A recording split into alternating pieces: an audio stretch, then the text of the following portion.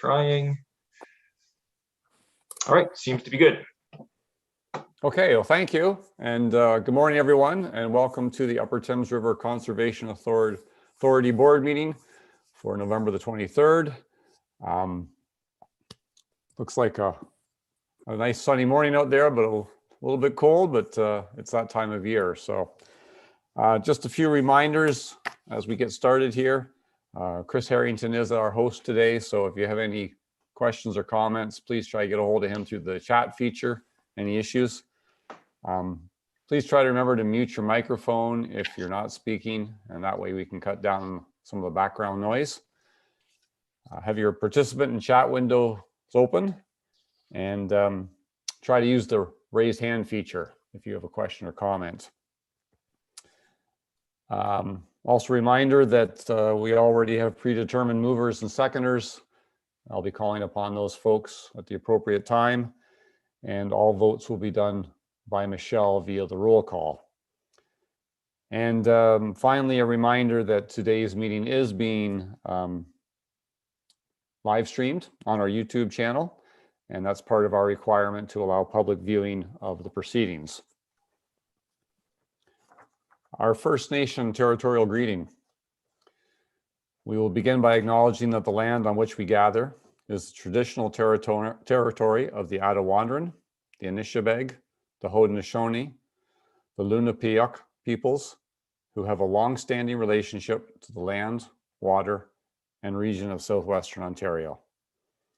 The local First Nation communities of this area include Chippewas of the Thames First Nation, Oneida Nation of the Thames, Munsee Delaware Nation, and Delaware Nation at Moraviantown.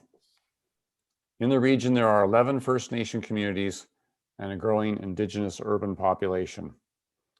We value the significant historical and contemporary contributions of local and regional First Nations and all of the original peoples of Turtle Island. And with that, I'm going to ask Michelle to do the roll call for attendance, please.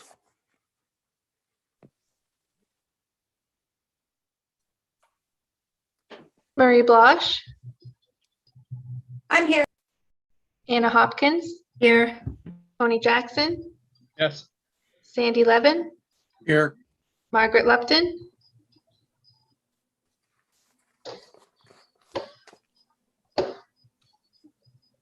Margaret was there. Are you Here on mute, I am. Margaret? Yeah, I'm here. Okay, good. Nancy Manning. Here. Hugh McDermott. Here. Paul Mitchell. Here. Anna Marie Murray.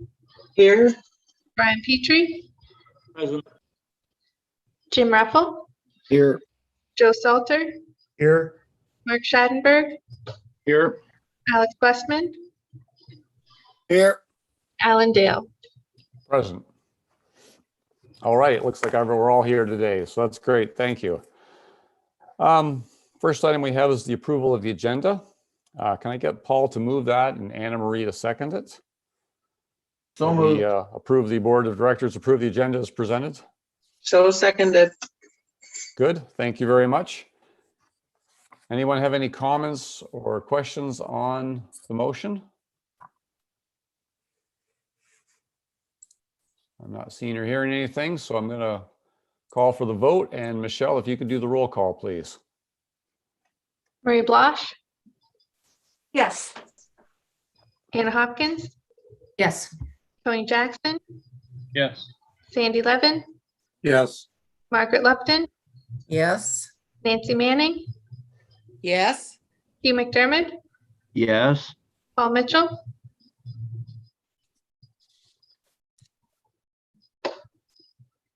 Scott Paul. Paul, are you there? Sorry, phone rang, so I shut myself off. Yeah, I'm here. And yes. Anna Marie Murray. Yes. Brian Petrie. Yes. Jim Ruffle. Yes. Joe Salter. Yes. Mark Schadenberg. Yes. Alex Westman. Yes. Alan Dale. Yes. Okay, that motion's carried. Thank you. Are there any declarations of conflict of interest from any of the board members today? Don't see or hear anything, so that takes us down to minutes of the previous meeting. And that was dated on October the 26th. If I could get Brian to move that and Jim to second it, please. So moved. I second that. Good, thank you. Does anyone have any questions, comments, any errors or omissions from the minutes of October 26th?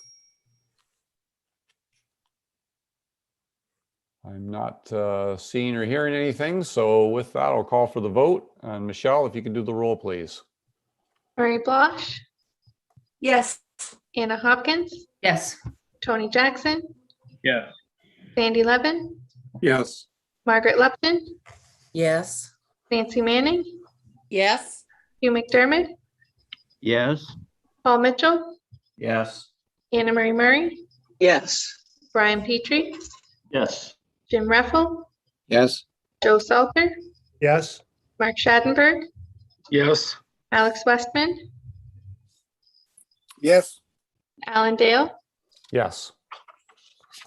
All right, that's carried. Thank you. Item number 4, I don't believe there's any business arising from the minutes. We have no delegations today. Item number 6 is correspondence, and there is one item of correspondence for today's meeting. And first of all, could I get Joe to move it and Mark to second that we receive this correspondence as presented? So moved. I'll second that. Okay, perfect. Thank you very much. All right. This is an issue that has been raised before, although we did not have a great deal of discussion on it. But we are aware that I believe Anna at one point did update us too at the fact that the City of London does have a plan to improve water quality through separating combined sewage and storm sewer systems. And I've found out that the City of London Civic Works Committee will be receiving a report in December. So there's work ongoing on this.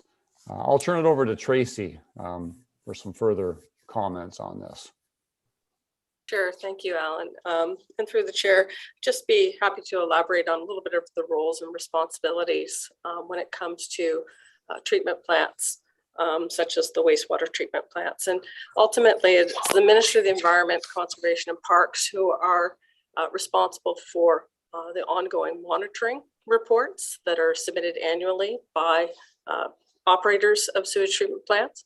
And they're looking at those reports and making sure that there is progress being applied to improving water quality throughout the province. And through those reports, I know there is annual reports provided to council from the wastewater division from the City of London. As Alan mentioned, there's going to be another update as well in December. And Scott Mathers from the City of London has offered to reach out and provide the town of St. Mary's with their long-range plan, as Alan alluded to, that Anna had mentioned previously. So there is a plan in place for improvements. Having a little bit of background from my household, my spouse who worked for the ministry, he's certainly aware that when there's nothing happening, the ministry tends to intervene and ask when improvements are going to be made. But as you can imagine, combined sewage pipes in the ground are a lengthy process to separate, and we recognize that the city has been making efforts to separate those and to ensure that less discharges happen. It's always a factor of rainfall as well. Given the rain event that we did experience in September, that was pretty significant, and the pipes in the ground aren't intended to handle those huge events. So those bypasses do occur. But also want to point when, this is just the point sources of pollution. When we have these large rain events, there's many non-point sources of pollution as well that enter our Thames. And our role is to continue to advocate and monitor.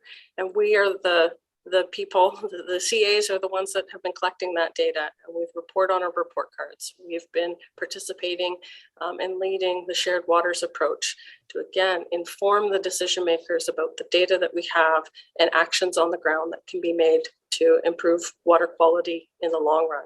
But ultimately, the enforcement activities and the requirements are set by the Ministry of Environment, Conservation and Parks. But certainly happy to work with the town and set up a meeting so that those actions by the city are better understood, and know that the city has a long-term plan, as I'm sure other municipalities do as well, to look at their point sources of pollution. Very good. Thank you, Tracy. So comments and questions. Sandy, go ahead. Thank you, Mr. Chair. What I would suggest is maybe a part B to the motion that's on the floor, that we ask the city through Scott Mathers, who's the director in this area, to forward to the mayor as part of our response the city's pollution prevention control plan, and perhaps the slides from its Public Information Center #2 on its wastewater treatment operations master plan. It's a fairly extensive and over the longer term, a very expensive process. So as they told me at one time, instant success takes time. And in this case, it takes a lot of money. It includes upgrades to its pollution control plants.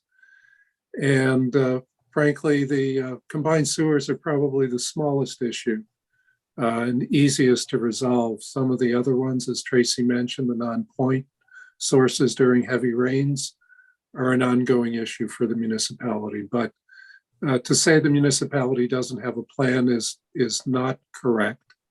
And certainly we're all frustrated that it's not immediately fixable. But certainly I think there's information we can provide to the mayor in a helpful manner. So I make that motion. Yep, very good. Thank you. Yes, we certainly want to respond to the mayor and share as much information as we can. I think we can take that as a friendly amendment, if that's okay with Joe and Mark, that we receive this and that we forward the information on through the City of London. We forward the information on to the Mayor of St. Mary's. I'm good with that. Okay. I would Mark? agree, for sure. Okay, good. Thank you. Tony, you've got a comment or question? Yes, I do. Thank you, Mr. Chair. I think,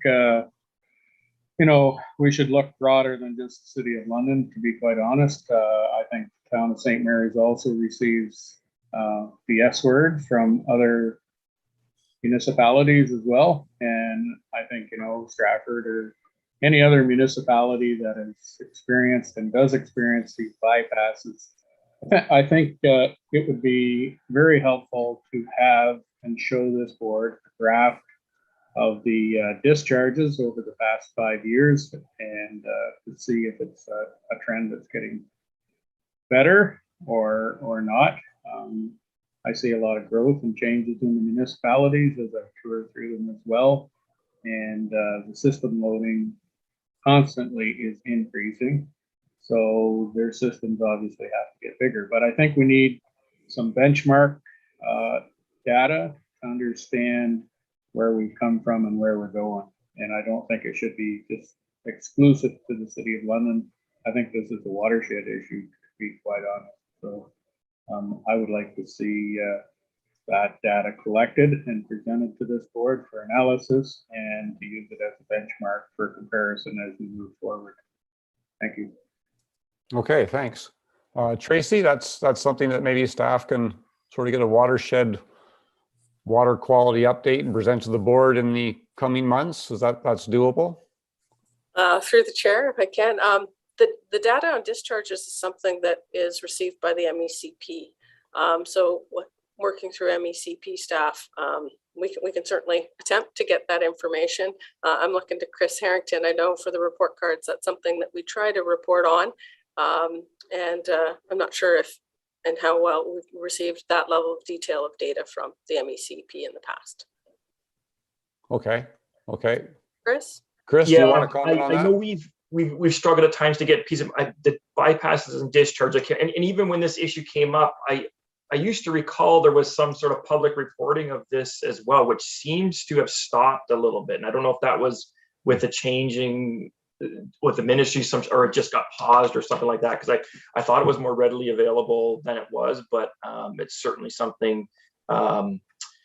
We've requested different pieces of data, and we have different challenges each time we go through the report cards, and it doesn't, there's turnover in staff, and then we had kind of relationships with folks and we get stuff. So for example, spills data is one we're chasing right now, which usually was, we had a process to get it, and we've had to go through a freedom of information request to get it. So I hesitate to say for sure we can get it to you, Tony, through the chair, but it's something we would definitely look into. See, you would think we could, but it's not always the case. So sorry.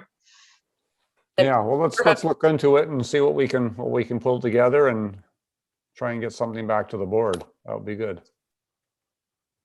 Okay, we'll make a note of this and follow through on that one. You need a formal motion for that, Mr. Chair? I don't know if we could just take as direction to staff, or do we want a motion on this? What do you think, Tracy? I think direction to staff will be adequate for this one. Okay. Yeah, we're making a note of it here, Tony, and we'll make sure we'll keep reminding staff, and we'll get something back to the board.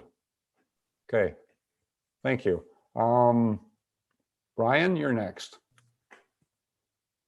Thank you, Mr. Chair. Through you, I certainly agree with Tony that it's definitely more of a watershed-wide issue than just a single municipality, and probably a province-wide and beyond. It wasn't too many decades ago or too long ago that the Thames River was the sewer system, and that it was not separated at all.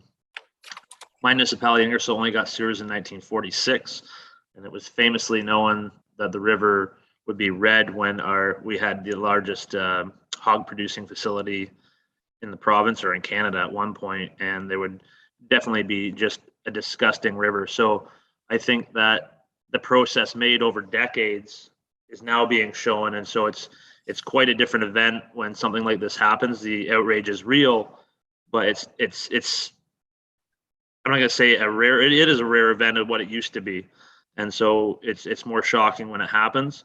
It's not acceptable, but I'm glad to see the process is being made. There are plans in place to have that happen, and I think it goes back to what we're trying to achieve with our environmental targets, is to increase that water quality even more than it's ever been since development started in the area many centuries ago. So I encourage London and any other city and development that has a wastewater treatment plant to keep as much raw sewage out of the river as possible. And that goes for other producers as well, whether it be livestock or any other people who discharge into the river, because it is a watershed wide. It's not just sewage is a very noticeable thing when it goes into the river, but there's many pollutants that go in there as well that aren't as noticeable, that need to be dealt with as well. So hopefully our environmental targets can help that, and the city's plans can as well. Yep, true, very true. All right, just looking for other hands here. Anna, you're next. Thank you, Mr. Chair, and happy to support the amendment to the recommendation as well. It's a conversation I think that we are having here in the city, and like Tracy mentioned, that we are going to be getting a report in December at CWC meeting. So I want to just suggest as well that in the letter that is going to St. Mary's, so I assume that we will be sending the letter, that we do suggest that this is part of our environmental targets, and that we advocate and monitor, and will continue to do this within our authority. I think that's another part that's really important to underline, not only the City of London's plan, but if there are any other municipalities in the area with plans, I'm not sure, but I think that is something that we should start to have that larger conversation in this area. And in particular, First Nations, they're just down the river from us. They get their water from the river. So I think I'm really glad that we're having this conversation here at the board. And supportive. I know, Tracy, you mentioned that you were going to meet with the mayor. Is that going to continue, or is it just going to be a letter that's going to be sent? Just a question. Well, through the chair, the letter that was asked by the mayor was sent to our chair and our vice chair. So I was thinking it would be a letter in response from both Alan and Brian. Great, thank you. Yeah, okay, thank you, Anna. I'm not seeing any other hands right now, so I think we've had some good discussion on this, and we do have an amendment to the motion that we will be responding to the Mayor of St. Mary's, and we've got some good information to pass on to him. So no further comments or questions, then I'm going to call for the vote on the amended motion. Michelle, if you could do the roll, please. Murray Blanche, Yes. Anna Hopkins, Yes. Tony Jackson, Yes. 11, yes, Margaret Lupton, Yes. Nancy Manning, Yes. Hugh McDermott, Yes. Paul Mitchell, Yes. Anna Marie Murray, yes, Brian Petrie, Yes. Jim Reffel, Yes. Joe Salter, Yes. Mark Schadenberg, Yes. Alex Westman, Yes. Alan Dale. Yes. Okay, that motion's carried. Thank you, everyone. Next, we have item number 7, business for approval. And 7.1 there is the Conservation Authorities Act inventory and transition plan update. And there's been ongoing activity on this file. And some of you may have caught just the last week, there's been sessions done by the ministry to update folks. There's another one that was held with a joint one with AMO and Conservation Ontario. So we're trying to get information out to folks, and there'll be more regulations coming, which will provide further clarity as well. So for this report, can I get Alex to move it and Marie to second it, please? So moved. Seconded. Great, thank you very much. And Tracy, I'll turn it over to you to speak to this report. Yes, thank you, Alan. Through the chair, I just kind of want to highlight a few things, and that certainly through the consultation from the province earlier this year that extended into June, there was feedback was received, and part of the feedback was the timelines for achieving the full transition to the new regulatory requirements. So I've certainly outlined it, the broader transition period that has kind of the 3 components to it, the transition plan itself, which is presented for you here today, but also the phase 1 inventory of programs and services, which now that timeline has been shifted until the end of February of 2023, or sorry, 2022, getting my dates mixed up. Whereas the next phase is actually the establishment of the MOUs, service level agreements, or cost apportionment agreements is kind of the new language that's being applied. And that is a period that extends until December 31st of 2023. And the new transition begins January 1st of 2024. So just wanted to highlight that high level timeline for these transition periods, knowing that there'll be lots of engagement with our municipalities through these processes. But Chris Harrington, if you could pull up that slide, it was actually from the Ministry of the Environment, Conservation and Parks, who had this included as part of their presentation. And I thought it gave a good overview. Oops, it's not rotating, Chris. Yeah, sorry, I'm going to open it in a different software. This one wants me to buy something to be able to rotate it. So bear with me 1 second. I'm going to try and open it in a different one. Oh, and now I buried it under open with. Where's my options? Here we go. Sorry.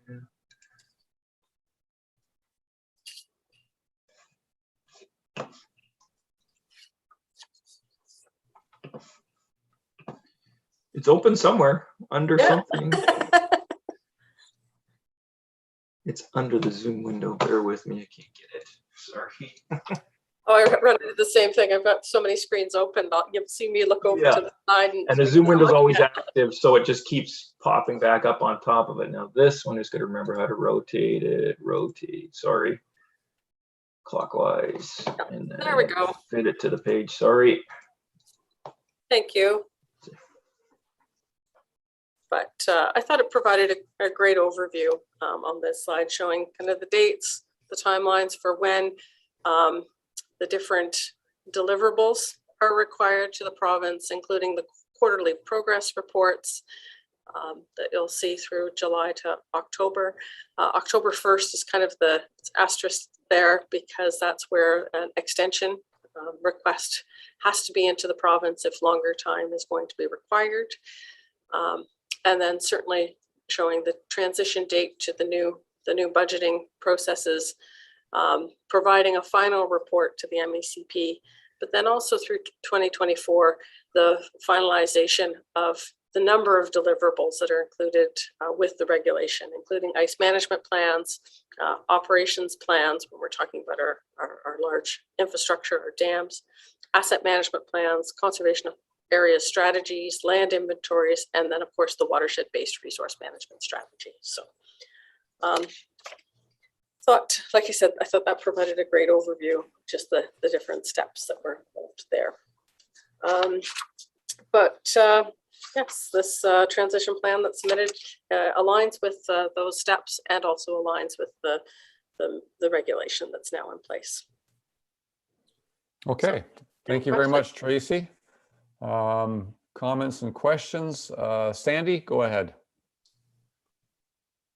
Thank you, Mr. Chair. I did attend that session last week and was pleased to hear that the transition plan that is before us is consistent with what's expected. So that's very good.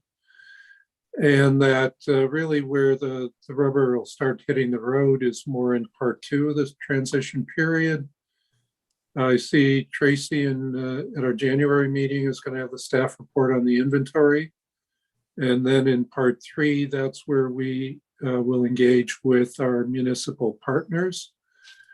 And, we'll be on track to see what we will actually provide in terms of the non-mandatory programs, what agreements we'll have to enter into by January 1st, 2024. Disappointing though, I guess, to a certain extent. Hopefully the quarterly reporting during part 3 is perfunctory as opposed to very detailed, because I thought part of this was to reduce red tape, not create it. But I want to thank staff for getting this together, and gives us a roadmap to follow. So thank you. Yep, true enough. Thank you. Paul, you're next. Through you, Mr. Chair. Right now, Tracy, is the term participating municipalities, does that include all or the lower tier municipalities in Oxford County? Through the chair, yes, it does. The participating municipalities are specifically outlined in our order in council and our revisions of our order in council. So that's what I'm going by. Some CAs, their participating municipalities may be the upper tier. Again, it comes to the agreements that they've had, but for our watershed, I go back to those order in councils that establish our membership and participation from each municipality. Okay, thank you. Okay, Brian? Just to follow up on that, and then I have something else. Have you reached out to Oxford County? Because I believe Oxford County has a different view on that originally. Yeah, through the chair, we actually have another session out. I have spoken to Oxford County, the CAO. I can't recall specifically if that question came up or I provided that clarification at the time. But like I said, each CA is a little bit different. And Samantha Lawson from the Grand and I were just speaking yesterday about it. And their representation is at the county level. So oddly enough, you kind of have to look at each membership. But we do have a date set, I believe it's December 1st, to speak with Oxford County together about these changes, and the representation will be brought up at that meeting as well.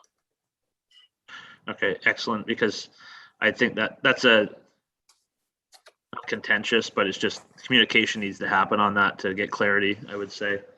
I guess what I was going to say was just echo Sandy's comments, especially around, I want to thank staff. This is a very clear, legible plan which you can get to an end date on, which is important. You can get to a goal with it, which I agree with.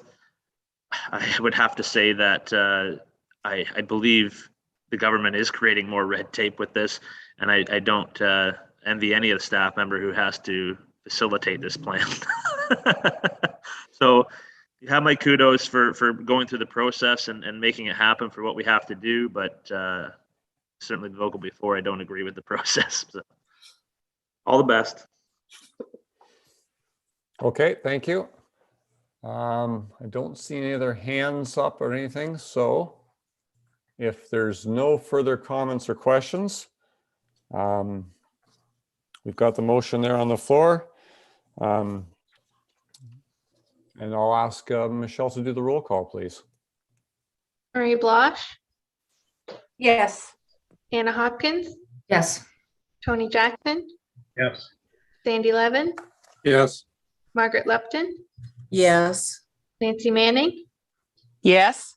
Hugh McDermott, Yes. Paul Mitchell, Yes. Anna Marie Murray, Yes. Brian Petrie. Yeah. Jim Reffel, Yes. Joe Salter, Yes. Mark Schadenberg, Yes. Alex Westman, Yes. Alan Dale. Yes. All right, that's carried. Thank you. Next item we have is 7.2, and that is 2022 fees policy and fees schedule update. There is a typo in this report I'll make note of right now. Jim and Paul and a few others found a typo on the top of page 11. Under the category of minor municipal projects, it's currently $750 and it's to increase to $790. It had another figure in there that was quite large, but that is a typo. So it's just a much smaller increase, and it's consistent with a few other fee increases there as well. So with that one correction there on the top of page 11, can I get Anna to move this and Tony to second it, please? I'll move. Seconded. Okay, thank you. It's a pretty straightforward report, and really they are relatively minor changes at this point. But I'll open it up for any comments or questions that anyone has at this point. Paul, go ahead. Yeah, you answered the one question I had with the typo correction. The other question I had was in the conservation areas. In the backcountry non-electric weekly fee, that was removed from the schedule. I just wondered why. Okay, probably Jen. Does Jen want to answer that one? Sure. Yeah, so when the superintendents and I met to discuss our fees, we realized that in the time that we've had that fee in place, nobody's ever used it. And so we just removed it from the schedule itself. It can be easily reinstated if we find that, you know, we do have people asking for it. It's never been used. So people are willing to rough it for a few days, but not a whole week. That's what it looks like, yeah. Okay, thank you. All right. Any further comments or questions? I'm not seeing any other hands or anything. Oh, Tony. Yes, Go ahead, thank Tony. you. Thank you, Mr. Chair. I did have a question on the weekly rate for the backcountry as well, but thanks for answering that. The only thing I look at here, I keep questioning this every time I see it, and at least to myself, is the pavilions for weddings, I guess. And it's a great way to get families and new people interested in the conservation areas. And I just wonder if there's an opportunity to actually lower the costs, or please explain to me, I guess, what the costs are relative to for these weddings that take place. I know I attended a wedding that was at one of these pavilions a couple of years ago, and there were a lot of people that were both impressed by the conservation area and returned as well. So it's an opportunity to kind of market ourselves and is this the right price? Does it prevent those pavilions and facilities from being utilized fully? Is there more opportunity to grow the business, I guess, in those aspects? Just a question. Thanks. Okay, maybe Jen, do you want to tackle that one too? Sure. So Tony, I'm not sure if you're asking, I couldn't hear your question that well, but with respect to the weddings, we are booked solid for weddings at the pavilion. And we actually do turn people away because of the bookings. This past year, because of COVID, we had to move weddings to the next year, that sort of thing. So I'm not sure if you're asking if you think the fee is too high or. I just wondered if we should consider lowering, but if they're fully booked and it's doing the job it's supposed to, then that's fine. Yep. Thank you. Yeah, there certainly seems to be demands. That's a good thing. We're not pricing ourselves out of the market. So very good. Mark, go ahead.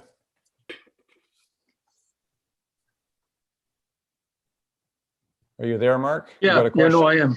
I'm here, Alan. I was Okay. actually just looking at the agenda online as well. But do you closely monitor what the other conservation areas are charging for, whether it be camping or any of the other services offered throughout the province of Ontario, or at least comparing to others in Southern Ontario, Grand River or whatever? I don't know. Yeah, sorry. Jen wants to do her part, or Tracy wants to answer it all. I don't know how you want to tackle this. Yeah, no, that's part of our preparation for the annual discussion. Is actually we do have one of the clerks do a formal check on what other conservation areas, provincial parks, and private parks are offering. We are typically one of the first ones to set our fees for the next year, but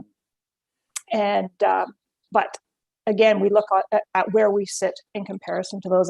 That's part of the discussion for sure. We just have to keep in mind, though, that we're not always comparing apples to apples. So just because a wedding at one place isn't the same as ours, and the fees will be different based on the services that are provided. So, but it is definitely part of the discussion. Okay, And, thanks, Jen. To Go ahead, further Tracy. back to the chair, yes, I know with many of our other fees as well that it comes up, and again, exactly what Jennifer stated was we have to compare apples to apples, and in some cases it's not always the case, depending on the size of the CA and what services that they're able to provide. It always tends to be a little bit different. So, and again, geographically where we're located. Certainly things in the GTA tend to be a little bit more expensive because their costs are more expensive as well. Many CAs are actually undertaking comprehensive fees reviews and have been this last year, and they're not quite finished. Some have finished up, some are not quite finished up yet. But again, preparing for really scoping out the true costs of providing some of our services, especially when we've seen through COVID some of the demands, either for our access to our properties or even our permits and regulations. So all that will be considered as we undertake a more comprehensive fees review. But as stated in the report, Phase 2 regulations will be dealing with levy and also updating the policies and procedures for charging fees. So we want to better align with those expectations. So thank you. Okay, good. Thank you. Anna. Yeah, thank you, Mr. Chair. And I do have a quick question through you to staff regarding the Section 28 permit fees. I think this was a discussion that we had in our previous board meeting around the cost of living increase being at 5%. And I I hear what you're saying about the increase demands of not only development, but complaints and the increase in staff. I know we'll be having that conversation of hires in 2022, but I want to make sure that that 5% that we're using as a living increase is sort of in line to what other CAs are doing, if we've made that comparison. Tracy, you want to? I was going to pass it over to Jenna. Oh, okay, She's perfect. been looking at other CA's fees a little bit more detailed than I have this year. So. Sure. So through you, Chair. Yeah, we've been definitely reviewing a number of the other CA's more comprehensive reviews that have been done, often engaging consultants in looking at their planning review and permitting fees. And some CA's are trying to move towards a full cost recovery for those fees. So we're seeing actually some pretty significant increases in fees at some of our other conservation authorities. So we are looking to do something similar, to do a more comprehensive update to our fee schedules. And we're looking at how we might further recover some of our costs through our fees. But for now, while we await the phase 2 regulations and the updated guidance document on fees, we're holding off and just using the cost of living increase, and just sort of chatting with Christine, and I don't know if she wants to comment at all about the cost of living increase, but we set it at 5%, just sort of knowing that we didn't increase our fees last year. So the 5% is sort of covering the last 2 years cost of living increase. And I think that 5% might even be a bit low based on that, but I don't know if Christine wants to comment on that further. Okay, thanks, Jenna. Christine, did you want to make any comment on that right now, or? No, Jenna's got it. Okay, very good. Yeah, That's I just good. want to just add what I heard loud and clear was that we're still not at full cost recovery too. So I guess we've got a bit of a way to go, but I really appreciate the clarification there. Thank you. All right, thanks. Marie.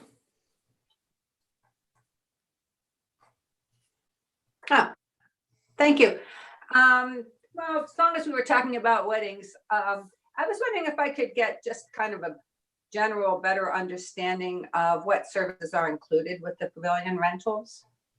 Because there's a kind of a substantial difference between renting it and the wedding rentals, just generally. So actually, I believe Steve Musclo, who's was my superintendent at Fanshawe, is on the call. Steve, are you comfortable answering that? I could probably make it up, but you might be able to give some clarification with respect to the difference between what inclusive means, the tables, the chairs, that sort of good stuff. Yes. So basically, when you book the pavilion, the Watson Porter, we do have what's called the wedding fee. That includes all your guests.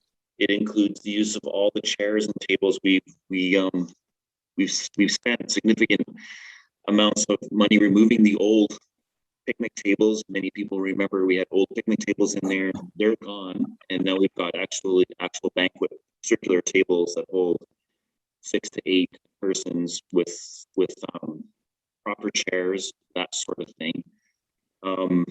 We've also updated the kitchen. There's some fridge stuff in there, that sort of thing. So it's full service. But the biggest thing with the Watson Porter, with the wedding fee as compared to just a regular pavilion, is we include all the guests, and it's actually for 2 nights.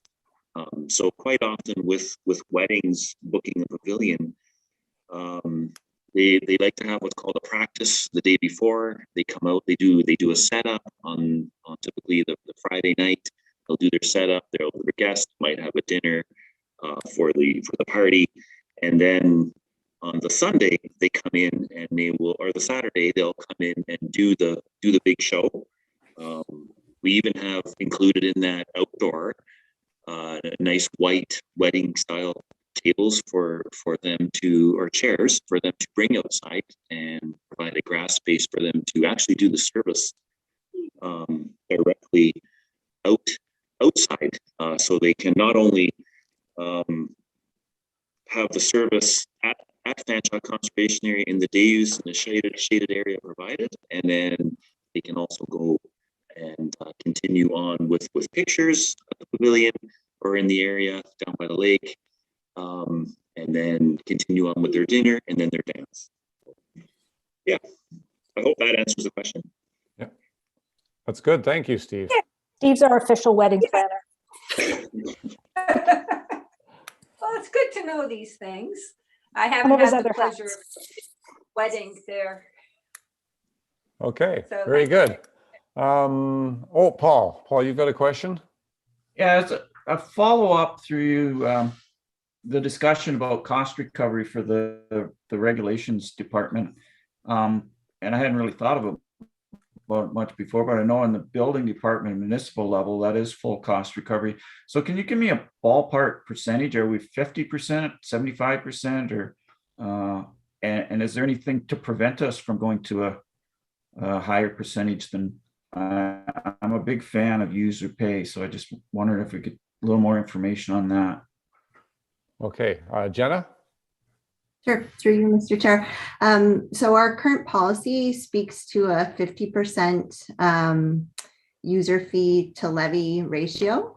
I think our, based on some assessments that were done this past year, we're closer to like a 30% levy, 70% fee recovery.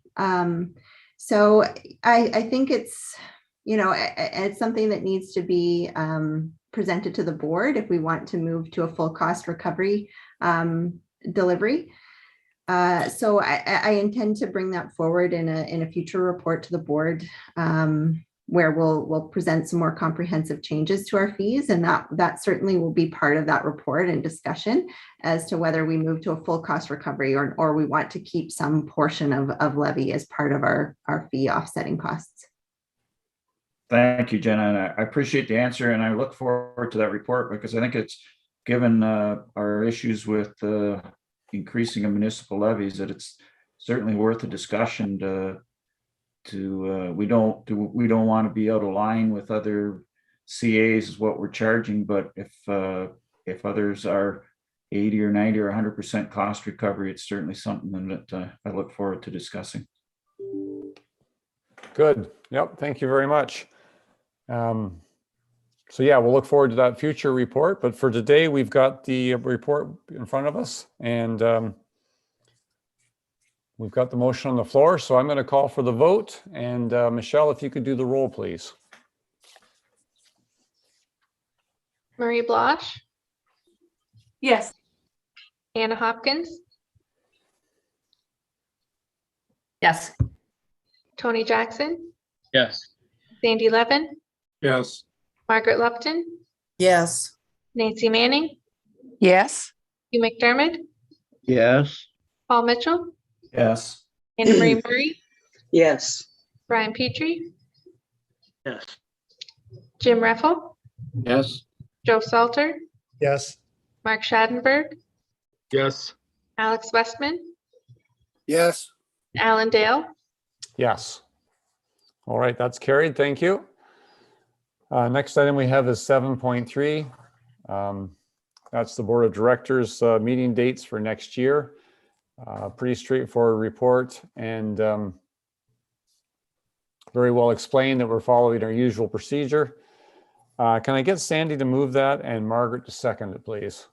So moved. So moved. Okay, yep, that's good. Thank you. I was going to mention one other thing, though. We had a brief talk about this the other day at our little meeting with the vice chair and staff. The meeting that's scheduled for October the 25th. October the 24th is municipal election day. So some of us who are may be running the next municipal election. I don't know what your thoughts are about having a meeting the next morning. So that might be one we might want to consider changing, but I will open it up for comments and questions and see how everybody feels on this issue. So, Sandy, go ahead. Yeah, I would support changing the date. I remember 3.5 years ago, some members were unable to attend the meeting the next day. That wasn't me. I didn't run, but I would be very supportive of changing the date. Okay. Any other comments or questions on that one?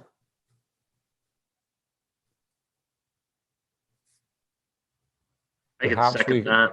Perhaps we can move that one, or staff could look into moving that one to the 18th. If we moved it up a week, that might make it easier for folks. Let's see who we got here. Paul, go ahead. Yeah, I would support moving it up a week. I think whether you win or lose, you probably don't want to attend the meeting the next morning. Yeah, and I'm a week before the vote. Some people might be busy out campaigning. I know in my case, we're going to do vote by mail. So should I be a candidate in the next election, I won't be doing much the last week or so because people have already put their votes in the mail. So the 18th would be a better way in that regard. But any other comments or questions? Have you got another question, Sandy, or are you just, is your hand still up? No, yeah, Alan, just personally, I'd prefer either changing to the following Wednesday, the 26th, or the 19th. Just looking ahead, I know I'm not available on the 18th, but don't let me stop the board from meeting. Okay, what about the 26th? Is that doable? I don't know if Tracy or Michelle is this going to require propose some difficulties, or could we just move it to the 26th? I don't see any issues with that, Chair. Maybe that would work better. It would give staff a full month between meetings, obviously to prepare reports. If we have the meetings too close together, you're not going to necessarily give staff enough turnaround time and time to get things ready. Anna? Yeah, I was going to suggest the 26th. It's one day, it's a Wednesday. Most councils or committees will not be meeting, so I would think it would be available to whoever is able to attend the meeting to do it the next day. That's just a suggestion. I do have another question. Maybe once we decide what we're going to do with the date, if you can recognize me, I do have a question. Okay. Brian, are you on again? Yes, I would also like to second the Wednesday. I think the week before the election is going to be very hectic, and some people, we're not doing vote by mail, and I think that it would be that's a lot of time to give up. Important time right before an election to be able to get your head in the game for the meeting.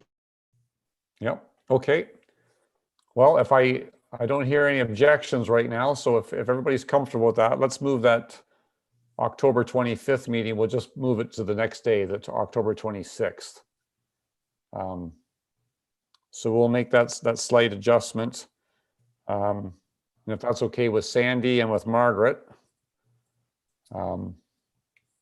Yes, it's fine. Yes. Okay, Yes. That's good. That's what we'll do. That'll be the motion with that amendment. Now let's go back to Anna. Anna, you've got another point here.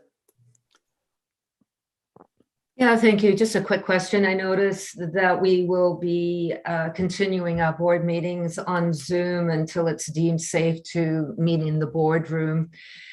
And I know it's a year out, we don't know what's going to happen, but I'm just wondering if there is a conversation within staff or even within the board, if there is a hybrid model that we could start to look at as we move forward, or if that has even been a consideration to allow some in-person meetings. But that's my suggestion and comments. I would encourage we know Zoom's going to be around for forever, most likely when it comes to meetings, but if a hybrid model is going to be looked at as well, and anyhow, I'll just leave it with you, Mr. Chair.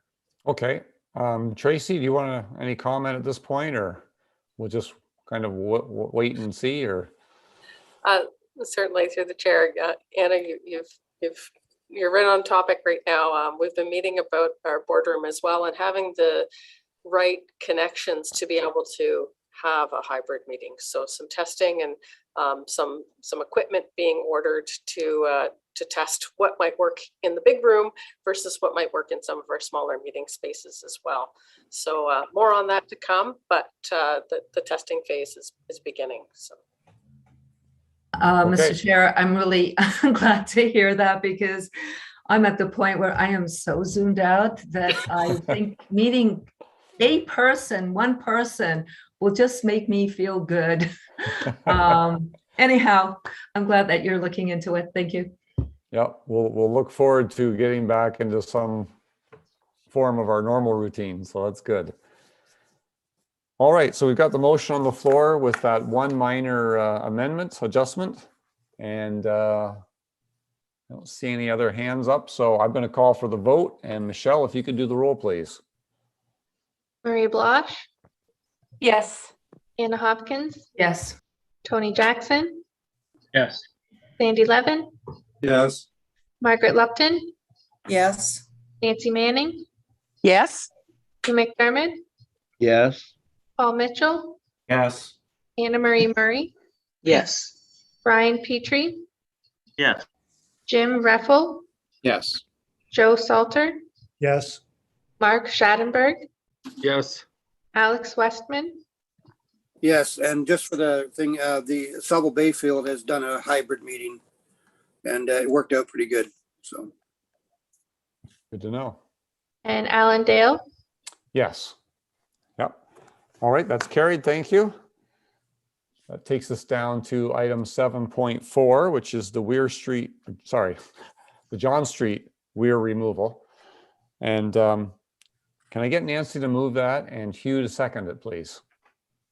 So moved. So second. All right, very good. And this is, I thought, was a great report here. Lots of detailed information on this specific project, and also gives us a position for other similar projects throughout the watershed. So very good. So I'll open it up for comments and questions, and we've got Chris here to answer them. Paul, go ahead. I agree with you, Alan, with the detail. I really appreciated the detail in the report. And I also want to thank Chris for the email he sent me to response to these questions. Two questions, and they both have to do with what impact on the on our overall budget with this has or would have. The first one is who pays for the operating maintenance costs involved in this structure? Okay, Chris, you want to go ahead? Sure. Yeah, I can respond to that. Operating and maintenance costs are of the Weir are part of the Stratford Flood Control Channel. So because it's a flood control channel, it is eligible for Section 39 grants, but let's keep in mind that the province has not been keeping up their fair share of the grants, although it's eligible up to 50%. Those grants are much less than 20% and closer to the 10% of costs these days.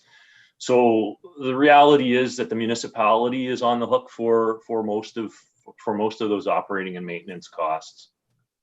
It is also eligible for WECI as one of our water and erosion control structures, one of our water and erosion control infrastructure, which provides up to 50% of the funding should they rank high enough across the province to get funding. The John Street Weir may or may not get funding in a given year, depending on the uptake on that particular program and how many large projects there are at some of the higher ranking structures. Thanks, Chris. My second question along the same line is, you outlined several different options to decommission this. So who would be paying to do that work? So again, ultimately, the if I may respond directly to that, sorry. Yep, go ahead. Yep. Ultimately the municipality again is the beneficiary of the structure, would be on the hook for the costs. We would go after whatever other funding sources that we would be able to get. WECI might be one possibility for that. Would be eligible under both the studies, the design, and ultimately the construction, again, depending on the availability of that funding and how far it goes. But we have had success with other types of programs for barrier removal. And whether it would be us or the city that could go after those, there could be other types of programs which might provide partial funding for some of that work. And yeah, you're right on that. There's a wide variety of scope, I guess, that this could involve. The simplest of which is just not putting the logs in a given year, which would actually be a cost savings to removal of some of the current infrastructure, and also improvements within the channel or in some very localized areas, sort of beyond the walls of the current channel, to try and make channel naturalization improvements within that area. And as I mentioned in the report, that can also be scoped. All right, so that it could be phased and scoped so that those costs are kept modest and can be what the municipality can handle in a given year. Okay, thanks, Chris. Appreciate that. Yep, good, thank you. Joe, go ahead. I was talking to the manager of engineering, and basically there are some repairs required to areas of the armor stone along the channel. And before any work begins, this was just a preliminary question to see if there is support, if they choose to not put the weir back in. It doesn't mean it's going to happen. It doesn't mean it's not going to happen. There are internal concerns about aesthetics, which Chris brought up. She is of the opinion that this is not a flood control channel, but before they get consultants and look at possibilities, they just wanted to know if this was an option. Right, okay, very good. Did you want to respond to that at all, Chris? Are you okay with that, or? No, Joe, thanks to Joe for that clarification. They are just looking at our position and this as an option. And we had some significant discussions with various people, including a site visits about what the possibilities are. And ultimately, the would require some public consultation as well to see what direction it takes. It's not, as I think where Joe is going with this, just because we have a board direction or a support for the removal, that's not the direction necessarily that it would go, and doesn't necessarily set any sort of time frame for that either. That would depend on what decision-making process happens following this. Yeah, well, we certainly can give our support to this, and yeah, we'll see what the city decides to do. So good. Mark, you're next. Yeah, thanks a lot. Maybe just more of a comment than anything else. I Googled the weir there in Stratford and there's all kinds of photos of heavy equipment and what they call removal of the weir and then putting back in the weir, obviously in springtime and whatnot. It's quite a picturesque thing for people to maybe just Google and take a look at. It's something I've never seen sort of in the Woodstock area, as far as something that's sort of an annual maintenance or item, that's for sure. Yeah. Yeah, and as Chris said, if we end up going that route and we don't have to do it, then obviously we're saving all that time and effort to get that heavy equipment in there and put those stop logs in and take them out every year. If, Mr. Chair, if Yes. you would, we did put some photos together, which Chris Oh, was very good. flashed up on the screen. So if you did want to see those, they're available. I don't know whether you can maximize that, Chris. Yeah, if we could just take a picture's worth 1,000 words here, so we got a little bit of context. Here's some pictures of it. So the first one was just the general location of it, the 1 kilometer that approximately a kilometer from our Thomas Orr Dam to the west down to the John Street under St. Vincent Street. And you can see the close proximity of the pathway that's highlighted with the dotted line, or the road that's being converted over to pathway and one-way traffic and multi-use pathway. Immediately adjacent to it, and as well the roadway and the parklands immediately adjacent to it over most of its length, actually. And the next photos show the weir itself, and one on the top with it in place, and then one on the bottom as we're removing it, and you can see the significant sediment that builds up in front of it. Move on to the next one. This is taking a look upstream from St. Vincent Street. I think the upper photo was with the water level up. It's taken looking upstream from the bridge, and a slightly different vantage with the water level down on the right-hand side. And you can see the significant storm arch that comes under the athletic field at the school that comes out just, it's kind of obscured by that little plant, but it comes out in that general area. And the next photo shows the Shakespearean Gardens. You can move on to that. So the vantage taken from under the Huron Street Bridge, the water level does go up right to the foot of our Thomas Orr Dam, which would be behind us in these pictures.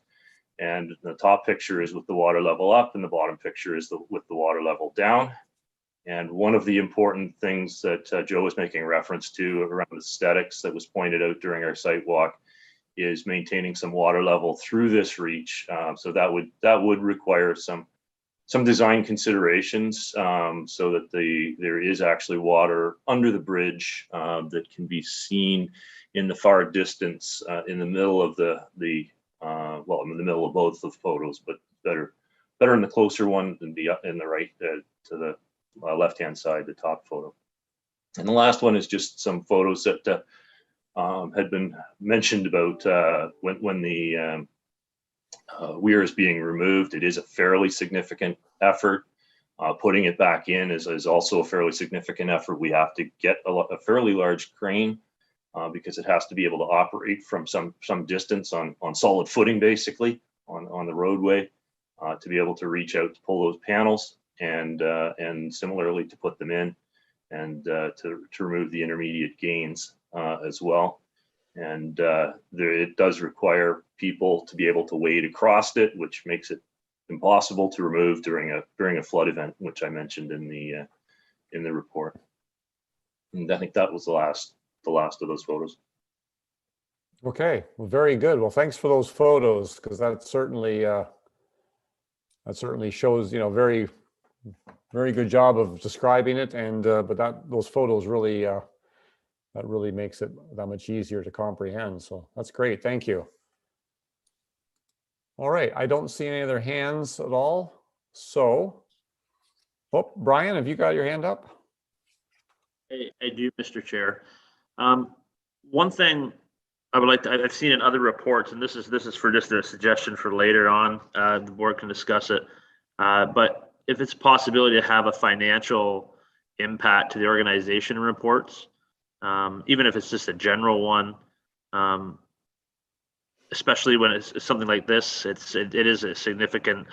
I can imagine that crane is not a cheap. This endeavor is not a cheap endeavor, and so it would be nice to know the financial impacts of what we're deciding on. Right. Yeah, and of course, in this case, we really don't know what their end result will be, but yeah, it's we'll see if we can get some numbers for that. Joe, you're next. Yes, it's the understanding of the municipality that this is all municipalities' costs. Usually every year when this goes in and out, It is at the municipality's cost. When I was young, I actually installed and took it out every year as being a staff member of the PUC, and the PUC billed it back to the municipality. So all of this is municipal cost. Okay, okay, right. Yeah, I guess, yeah, Chris, you did mention this about the yes, that's right. Okay, good. Well, so we have that clarification. That's great. Thank you. All right, I'm not seeing any other hands. So we've got the motion on the floor here, so I'll call for the vote. And Michelle, if you could do the roll, please. Marie Blosh, Yes. Anna Hopkins, Yes. Tony Jackson, Yes. Sandy Levin, Yes. Margaret Lupton, Yes. Nancy Manning, Yes. Hugh McDermott, Yes. Paul Mitchell, Yes. Anna Marie Murray, Yes. Brian Petrie, Yes. Jim Reffel, Yes. Joe Salter, Yes. Mark Schadenberg, Yes. Alex Westman, Yes.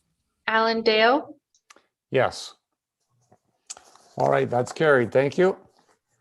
The next item we have is 7.5, which is the investment policy revision. This is a short report.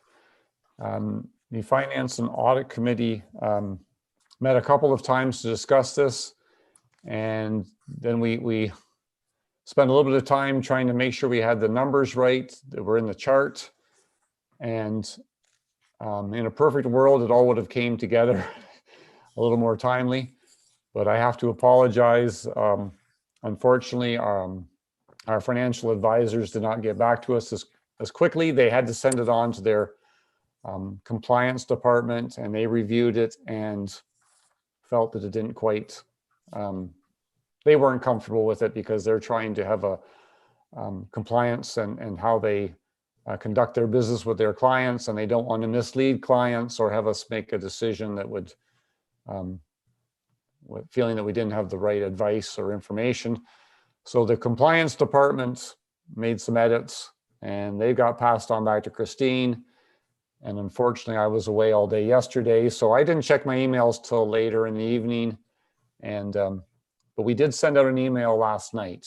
So hopefully everyone had a chance either last night or this morning to see that email where the items highlighted in red will be removed. The ones highlighted in green are the new wording. And of course, the items in yellow was what was the new wording that was inserted when we wrote the report.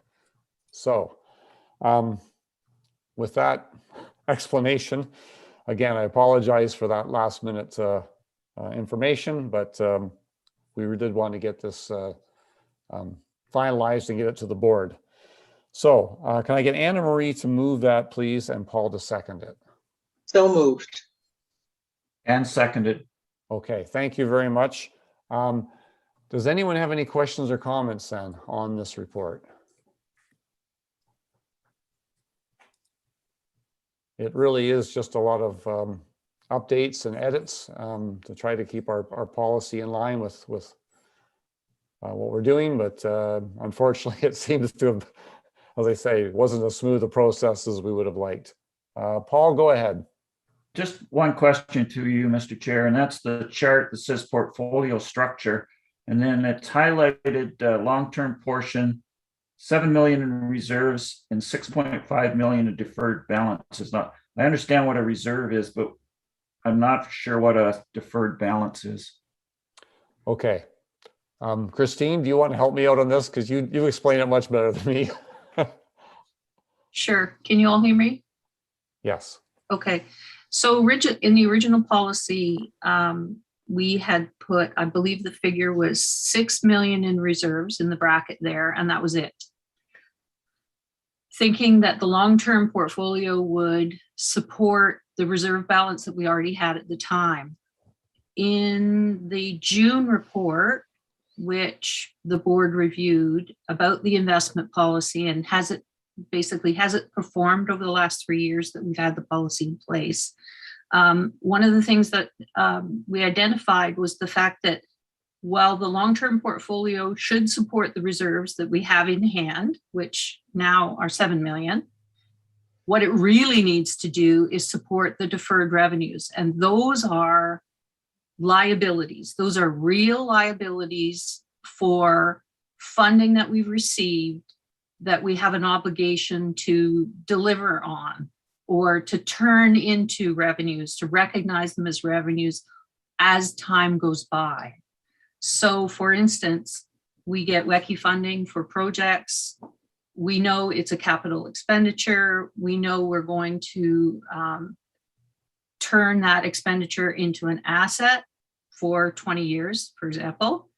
We want to be able to hold the WECI funding and dole it out over 20 years to match the depreciation for that expenditure.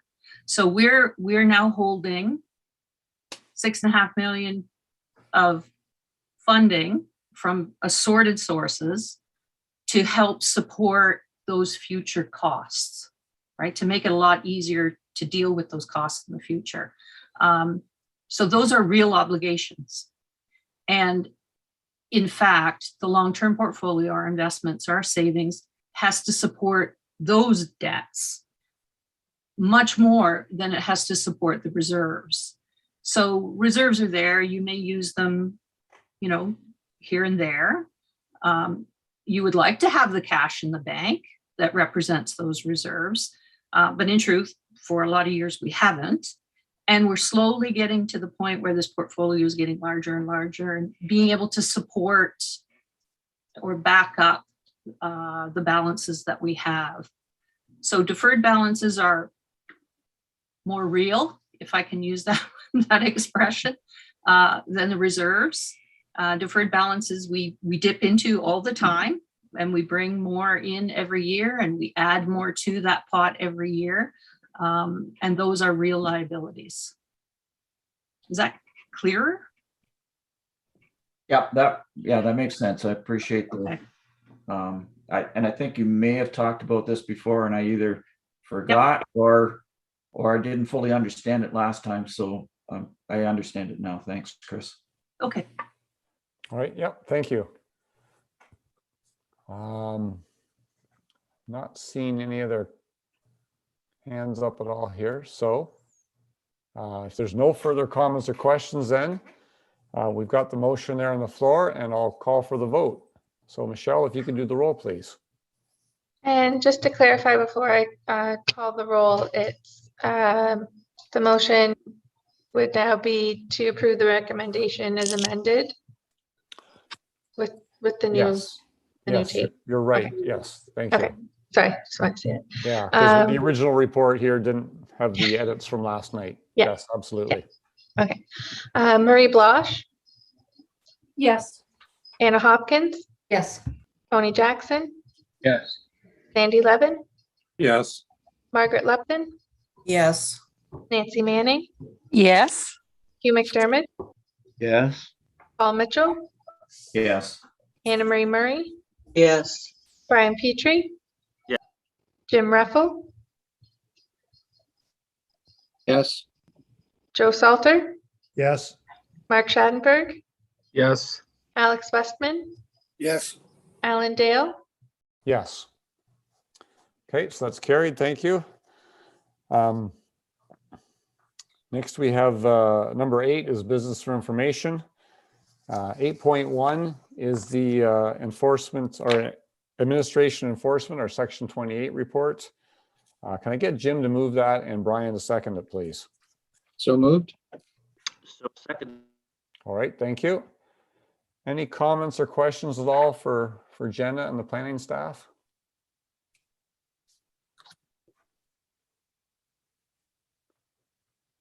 I'm not seeing or hearing anything. So if there's no questions or comments, I'll call for the vote. And Michelle, if you could do the roll, please. Marie Blosh, Yes. Anna Hopkins, Yes. Tony Jackson, Yes. Sandy Levin, Yes.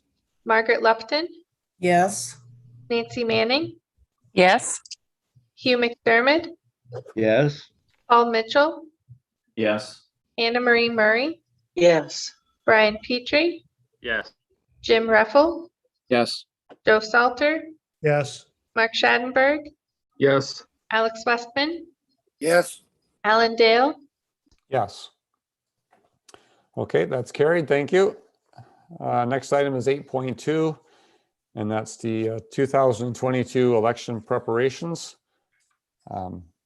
Pretty straightforward report. If I could get Mark to move that and Joe to second it, please. I shall move it. I'll second it. Okay, thank you. Anyone have any questions or comments all on this report? As I said, it's pretty standard, so I'm not seeing or hearing anything here. So if there's no questions or comments, I'll call for the vote. And Michelle, if you could do the roll, please. Murray Blosh, Yes. Anna Hopkins, Yes. Tony Jackson, Yes. Evan, Yes. Margaret Lupton, Yes. Nancy Manning, Yes. Hugh McDermott, Yes. Paul Mitchell, Yes. Anna Marie Murray, Yes. Brian Petrie, Brian, are you there? Yes. Jim And Reffel, yes, I vote. Jim Reffel, Yes. Joe Salter, Yes. Mark Schadenberg, Yes. Alex Westman, Yes. Alan Dale, Yes. Okay, that motion's carried. Thank you. Next, we have 8.3, which is the draft budget progress update presentation. You'll recall at the last meeting that there was some discussion at our board meeting and there was a vote. And in light of that, staff have gone back to the drawing board.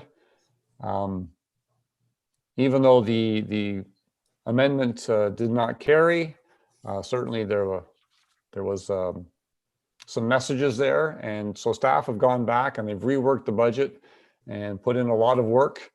And so I'm going to turn it over to Tracy and Christine and let them proceed with their presentation and what they've come up with now.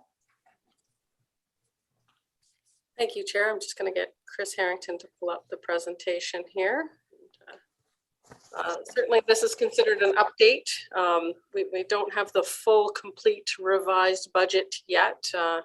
I'm not sure if you realize, but we've had the new auditors in the building, and Christine's been very busy answering their questions and getting them prepared so that they're able to understand our business and to carry on with the audit through the new year. So in light of that, we put together this presentation to kind of outline the different considerations that we certainly heard from last meeting. So next slide, Chris.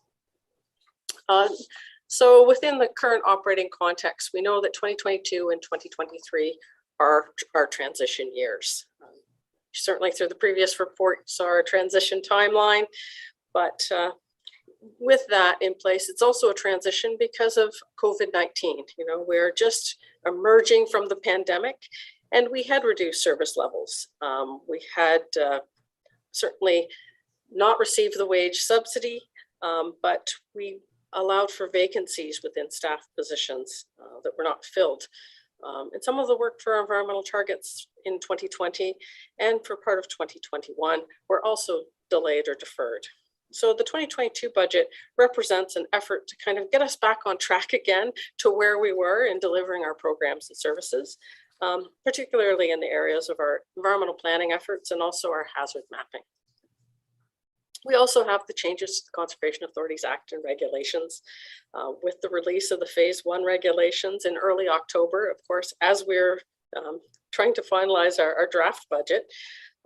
We've certainly been learning more as meetings with Conservation Ontario and the AMO presentations, as well with the Ministry of the Environment meetings that just happened in early and mid-November. We're gaining a little bit more clarity on how the regulations are to be applied and what those deliverables are. Again, as we pointed out in the timeline for the phase 1 regulation, there are a number of deliverables, and we're estimating about $200,000 worth of work a year in order to carry out the staff resourcing to comply with all of those actions needed. Certainly, we also want to go into this stage of transition by enhancing our municipal relationships.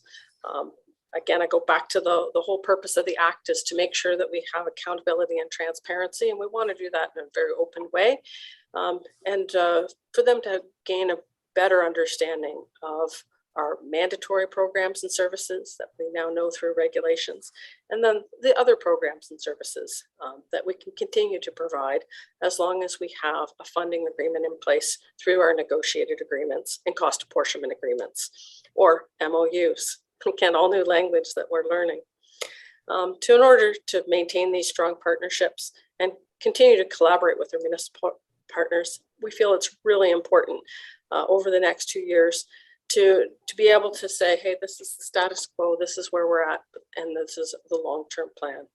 So again, with the regulations, our costing is to be looking at the past 5 years, and it makes it a little bit difficult given some of the budget considerations and COVID constraints that we've had as well.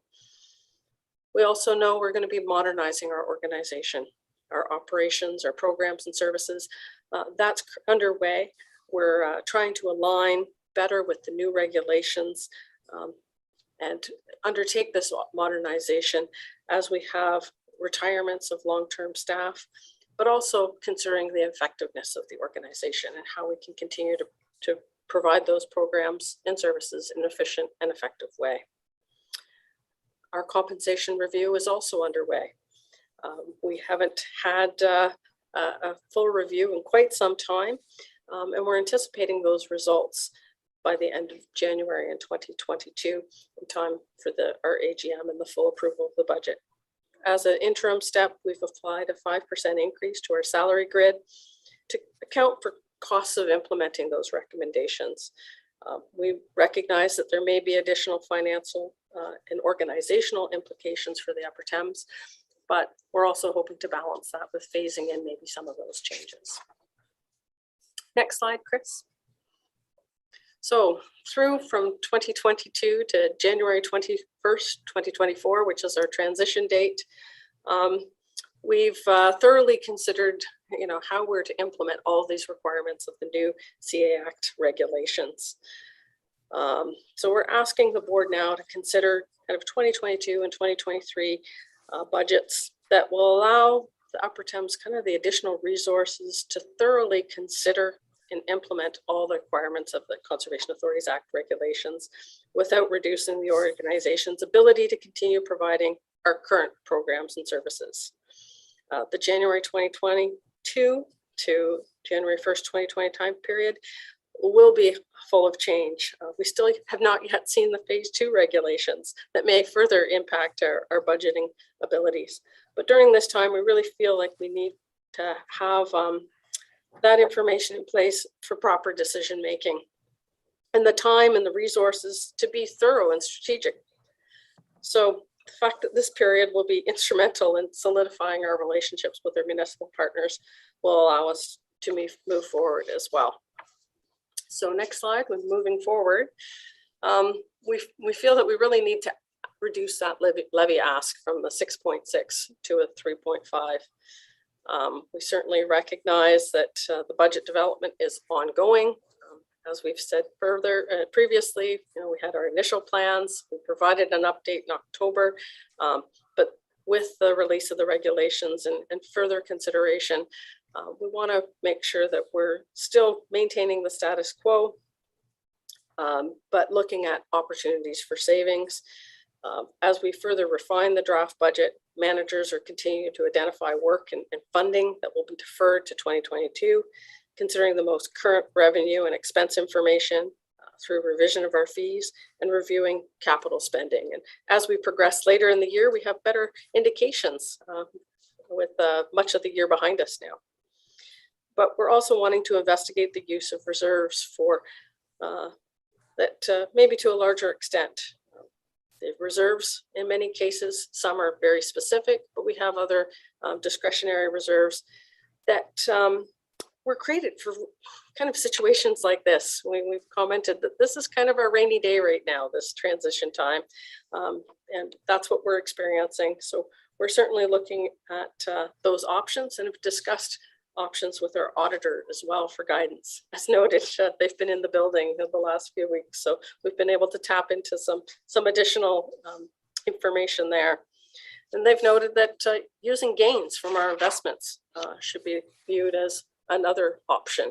Certainly, this is not something that we want to do over the long term, but recognize that we're at a very different situation right now, and know that there could be the potential for large land sales in our future as well that will bring us the benefits. So while using gains from our investments that are already occurring, our auditors also indicated that we have these 1.7 million in unrecognized gains on our books. There's also a new public sector accounting standard that will also be coming into effect in 2024, requiring a different reporting for gains.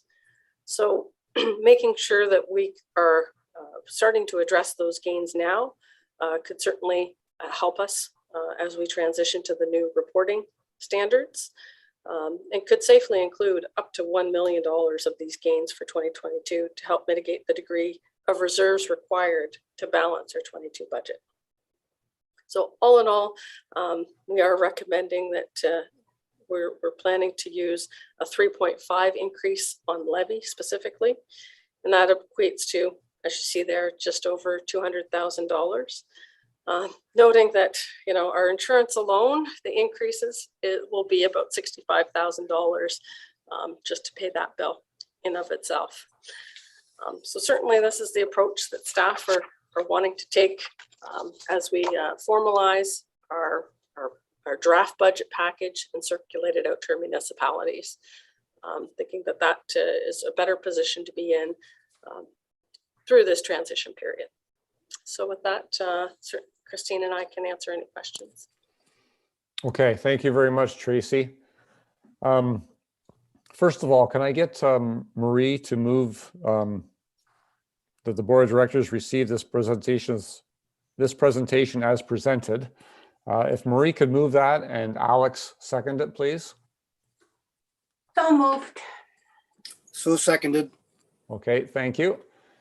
And now that we've got the motion on the floor, first of all, again, I want to thank Tracy and all of the staff because, you know, there's a lot of work has gone into making some adjustments and looking at things again and trying to come up with some a revised budget, if you will.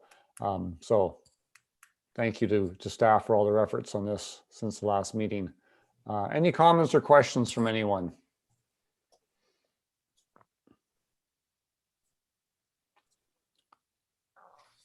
I'm not seeing any hands or hearing anything. Oh, now they're starting. Okay, Sandy, go ahead. Thank you, Mr. Chair. Just to say through you to staff, thank you for this. Very supportive of going forward with this number instead of the number we had approved last meeting. Okay, thank you. Brian? Thank you, Mr. Chair. I'm also very supportive of staff, always looking into how they can improve the budget. My concern rises from, I want to be very cautious about just using our investments and reserves to offset budget increases. I come from a municipality that did that. They call it a stabilization fund, levy stabilization fund. And unfortunately, what it did was, yeah, it stabilized the levy, but it depleted our reserves over years because it became a slippery slope of you could always go there if you needed to until there was nothing. And what it led to was massive increases of 14, and 12% and no reserves. So I'm sure it can be done in a sustainable way, but I want assurance that it can be done in that way. And so we won't be just constantly reaching for that big pile of money that is set aside for specific purposes. It is a concern of mine, and I just want to voice that. Yeah, duly noted, and thanks, Brian. And I know Christine has told us many times that we have money in reserves, but we certainly have obligations, and we have assets that we need to maintain. So you're quite right. Okay, Margaret, you have a question or comment? No, I want to add my thanks to this. I report back to the 2 municipalities that I represent each month, and they were not happy. That they were in some ways unhappy to see that the increase that was proposed, and also that there was not going to be any review at that point, that the vote had been lost. So I think they'll be very pleased when I go back this time and say that there is an attempt going to be made to lower that increase significantly. So thank you to staff. That I'm sure it was a lot of extra work for you. Right, thank you. Yes. Okay, anyone else? I'm not seeing any other hands up. Okay, if there's no other, oh, no, here we go. Sorry, I've just seen, Christine, did you have a comment or response you wanted to make? I just want to give a little bit of an update on the figures themselves. The draft that was approved last month, we have done some investigation into cost savings and trying to scare up other pots of revenue here and there. The projected deficit that we were showing, about 1.1 million. At this point, I think we've captured about half of that so far in savings or new revenues. So refinements, more time, more work on it, has brought that projected deficit down by about half at this point. But we are continuing to work on it, which is why you don't have the numbers in front of you. I just wanted to update you that that's the extent to where we've gone so far. And the balance will obviously be some combination of reserves or investment gains, I expect. But that's where we are today. Just want to let you all know. Yep, that's good. Thank you. And yes, we'll look forward to the future versions of the budget as we get moving towards the annual meeting in February. Marie? Thank you. And I apologize. I seem to keep losing the sound, and it freezes up. So I'm not quite sure. That happened again. It's, well, Brian was speaking, so I don't know if I'm repeating what he said, but I do have concerns about relying on the reserves. And I guess my question with this report, I kind of missed the beginning. Are we saying that the 3.5 is now a cap, or is that just something? I mean, is there a motion on the floor that there's a cap? No, The cap it is 3.5 now? No, that is the direction that staff are working on with this as they work on the budget. I don't know if Tracy or Christine, one of you wants to respond to that. I'll let Christine jump in. Okay.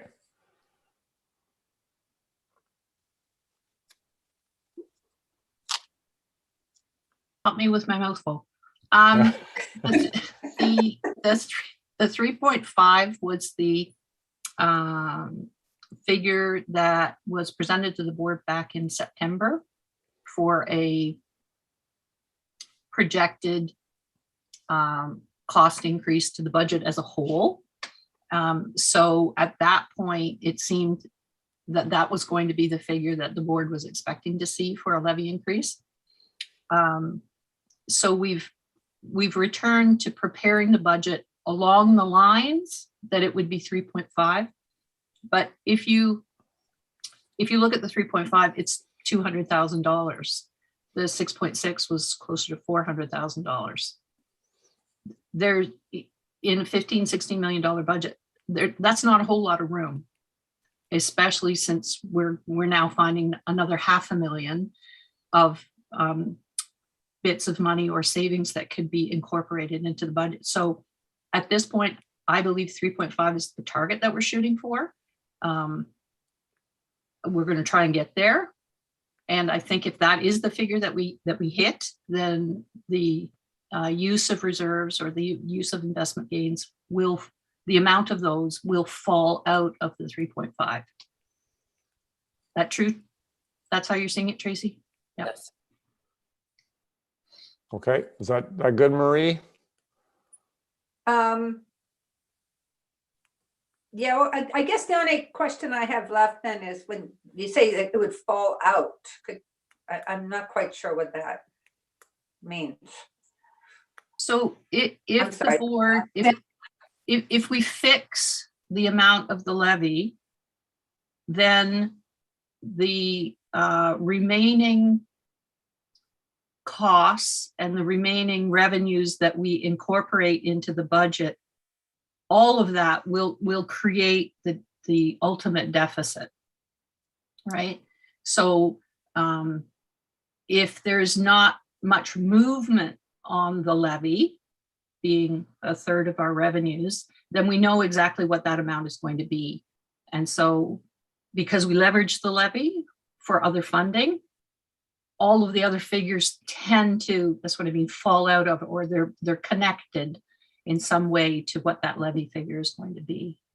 But the budget is a whole package, right? The levy and the levy increase is only one part of 3,000 numbers that go into the whole budget. So, but it's an important part. That's really what I mean. Is that any better? Okay. Okay. It's a little better. Okay, okay, good, thank you. For that. Mark. Yeah, thanks a lot. I guess the comment I want to make, and I hope I'm not off by base on this, but if you look into the very near future, say in the next 2 or 3 years, by possibly selling off some of the real estate we'd wanted to sell off that we've talked about, there'll be an opportunity to replenish the reserve funds by those sales, unless I'm missing how the accounting works on it. I think in this point in time, again, we haven't seen the final budget, obviously, but I would be in favor of lowering some of the reserves, knowing that there's going to be lots of attempts in the near future. I would expect, again, if accounting allows for it, to replenish those reserves to some degree. Yep. Okay. Thank you. Certainly, there are certain restrictions placed upon sale of some assets and what they can be used for. But yeah, we're going to look at that going forward and see how that turns out. I don't know if Christine, you want to add to that at all, or? Sure. So the land sales will generate restricted land reserves, but they'll also generate cash.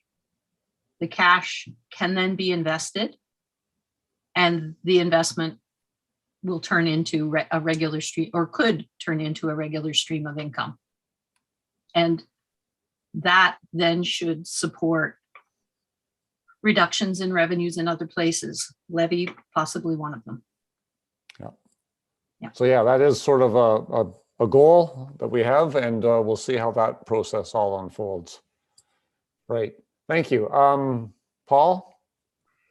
Yeah, thank you. And I'm glad to see that we're looking at a lower levy increase. I also share some of the concerns about depleting reserves, but I also recognize that we have potential to refill those reserves. But what I see from this report and this exercise is that a healthy relationship between the board and senior staff, because although the motion to restrict it to 3.1% increase lost, staff saw the division among the board, and rather than taking that as a, well, we dodged a bullet and we're going to go ahead with 6.6%, they recognize that there is deep concern among the board members about the levy increase, and they went back and did a whole lot of work to come back with the 3.5% target. So I'm very happy to see that we have such a strong relationship between our staff and the board, and that the staff is reading the board quite well. So that's my comment on this whole presentation. Yep, quite true. Thank you. Yeah, the whole budget process can be fraught with peril, but I think we're navigating it quite well. So thanks to staff for that. Anna. Yeah, thanks for that, Paul. I can't not resist saying my thanks as well to staff for recognizing the challenges that some municipalities, in fact, all municipalities are having. I know we'll be deliberating budgets in our municipality, and it really, I appreciate the extra work that staff did take on to look at reducing the percentage, even though I do have concerns when it comes to reserves and how we make decisions today. That doesn't necessarily mean they will be for tomorrow, but for now, I just want to thank you to staff. Okay, good. Thank you. All right, I think we've had some pretty good discussion on this. I'm not seeing other hands, so I'm going to call for the vote. We have the motion on the floor to receive the presentation. So Michelle, if you could do the roll, please. Marie Blosh, Yes. Anna Hopkins, Yes. Tony Jackson, Yes. Sandy Levin, Yes. Margaret Lupton, Yes. Nancy Manning, Yes. Hugh McDermott, Yes. Paul Mitchell, Yes. Anna Marie Murray, Yes. Brian Petrie, Brian, are you there? Yes, sorry, my audio was screwing up. Thank you. Jim Reffel, Yes. Joe Salter, Yes. Mark Schadenberg, Yes. Alex Westman, Yes. Alan Dale. Yes. All right, that's carried. Thank you very much, everyone. So I think that's all we have. 8. So now we move on to number 9, which is the FYI report there for November. Lots of activity going on. And as you can see, lots of information there. The staff have been busy. And I would like to point out again, some tree planting activities going on, some outdoor education activities, and the demonstration day that was held at the Thorndale Farm. Cold day, but we had some good turnout, lots of people there, and we were able to have, I know, some municipal representation, and at least one MP was there. So a cold day for staff, but they, thanks to them for all their efforts they did there. So I don't know, Tracy, is there anything you wanted to highlight there in that report? No, I think I'm still warming up. I think the 2 items that I participated in were probably the coldest, dampest, wettest days that we've had so far this year, but hey. No, just as you can see, lots of activities going on. It just seems that we never slow down, and there's lots of different opportunities with all levels and all groups that we're meeting with. So it's always great to see that all come together in the FYI to share with our municipalities. So encourage you all to make sure you're passing that information along too. Good, good. All right. So with that, if there's no comments or questions, that takes us down to item number 10, other business. I just had one thing I wanted to mention.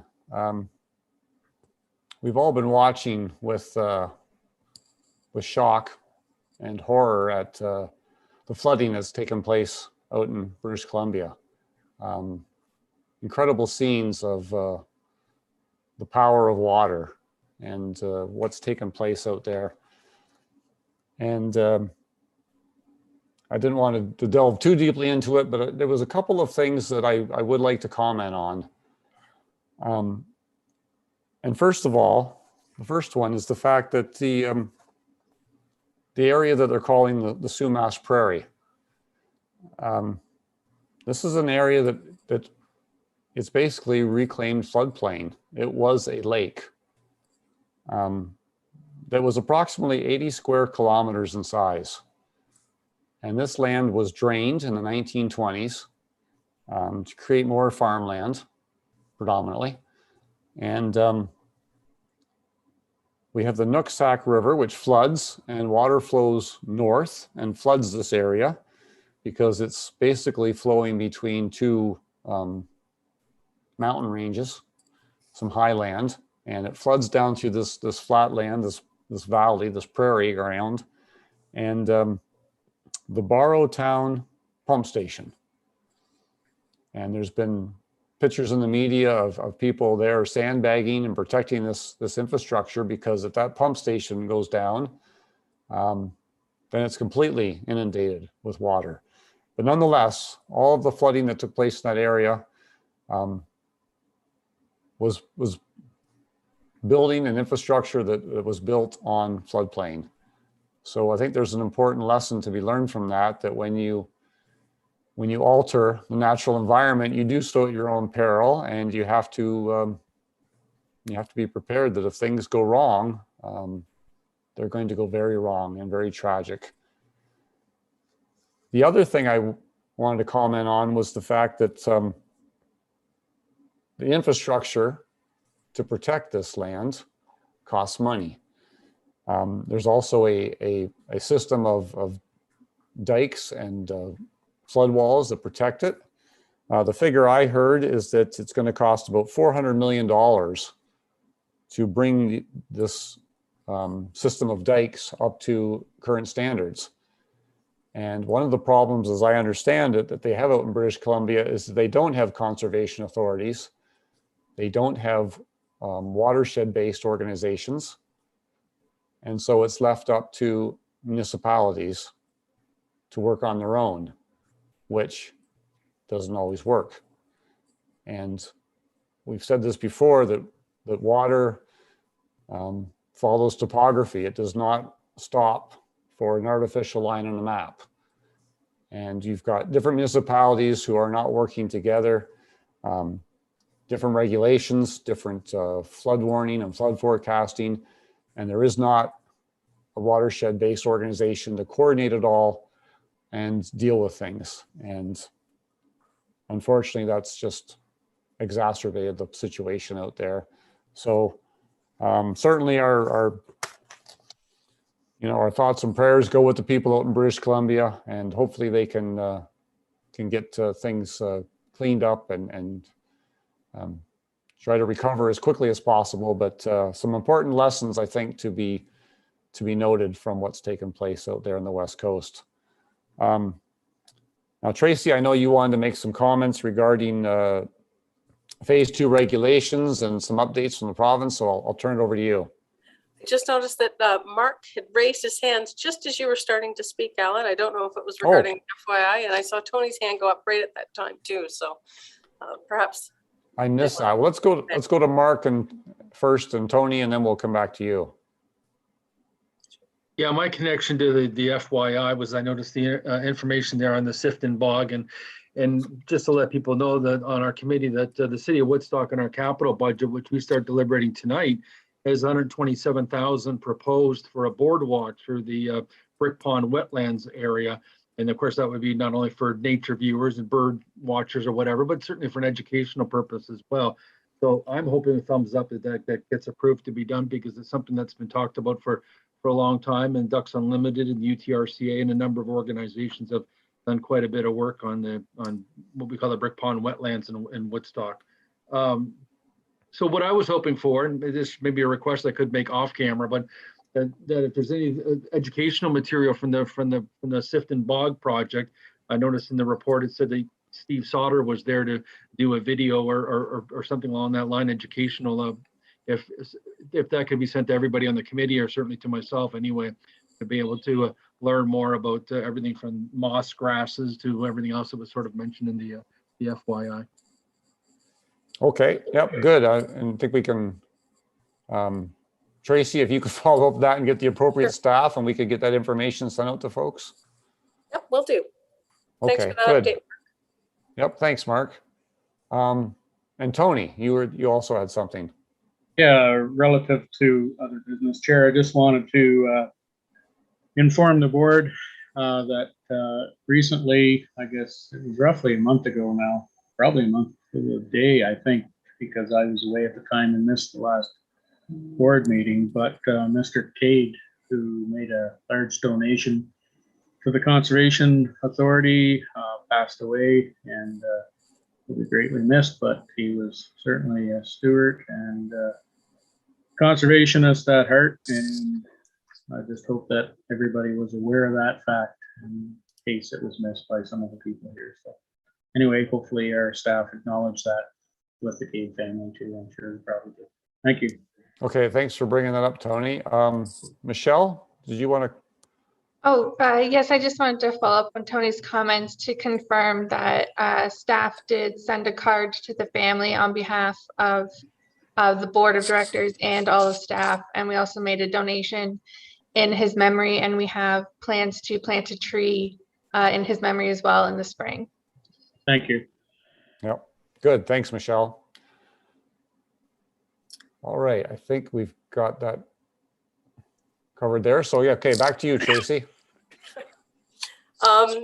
Yeah, just as other business, wanted to mention, as Alan suggested, the next stages, the next phase of regulations from the information shared from MECP sessions in the last couple of weeks. They've indicated that we are expecting the levy regulations and unproclaimed sections of the Act will be released at the end of this year. So this year, that means in the next few weeks, and it's anticipated that there will be a consultation posted to the environmental EBO, ERO, sorry. I keep thinking of Environmental Bill of Rights because I have old terminology in my head, but I'm dating myself. But certainly once that's released, we will be certain to share that with members. Again, I just wanted to acknowledge all the managers as well for the work that they've done to put forward the updated budget and the revisions that's already been done. It's a big process this year with so many factors to consider, and I certainly appreciate the work that they've put together for that as well. And a reminder as well that Laternal sessions are continuing. Certainly check out the Laternal webpage. I know Michelle had shared that earlier for some of the earlier sessions, but those sessions are continuing, and sessions, if you've missed them, are posted on that page as well. So if you couldn't make it for the actual time of the live session, recorded sessions are there for viewing at your leisure. So great information, some great sessions that have been organized. So I always want to recognize that work as well. And I believe this will be our last session as a full board. There may be a hearing in December, but we have some people who will be leaving us. Now, Alex Shivas, I'm certain he made an appointment to get off this meeting before the end, just to avoid being recognized in typical Alex style, but with his retirement. And then as well, Chris Harrington will be moving over to Fanshawe. So we've been keeping him on part-time to host these meetings as well as other obligations, but this will be the last time you'll see Chris as host. But as well, with the holiday season soon approaching and the colder weather, and it looks like snow's in the forecast, I just wanted to take this opportunity to wish everyone a happy holidays. And we may see some of you for a hearing in the hearings committee in December, but for others that we miss, all the best this season. Thank you, Tracy. And yes, same to you and the rest of the staff. Before we go into closed session and we lose the other staff members, certainly I'd like to take that opportunity to thank staff for all their hard work and effort over the past year. And I know it's been trying times, but thank you to staff, and yes, wish everyone the best for the Christmas and the holiday season. And certainly best wishes to Alex and Chris. We've talked for the last number of months about the number of staff that we have that are closing in on retirement. And certainly we saw Ian take his retirement, and there will be others, but certainly a lot of longtime employees and a lot of good people at the organization, a lot of corporate knowledge that's going out the door, and kind of hard for us, but certainly we wish them the best as they move forward with retirement and other career plans and what have you. So yes, big thank you and good luck and congratulations to Alex and to Chris. Okay, so if there's nothing else right now, the next item we have is item number 11, which is for a closed session. And so can I get Tony to move it and Anna to second it, that we move into closed session? So moved. I second. Okay, thank you. Any comments or questions all on the motion? Not seeing anything. So Michelle, if you could do the roll, please. Murray Blosh, Yes. Anna Hopkins, Yes. Tony Jackson, Yes. Sandy Levin, Yes. Margaret Lupton, Yes. Nancy Manning, Yes. Hugh McDermott, Yes. Paul Mitchell, Yes. Anna Marie Murray, Yes. Brian Petrie, Yes. Jim Reffel, Yes. Joe Salter, Yes. Mark Schadenberg, Yes. Alex Westman, You there, Alex? We may have lost Alex. Who's back? No, my audio just Oh. kicked out of me. Yes. and Alan Dale. Yes. Yep. Thank you. Okay, that's carried. So we're going to go into close, get things all up and running again. I'm gonna give you the heads up. I'm watching the hourglass tick.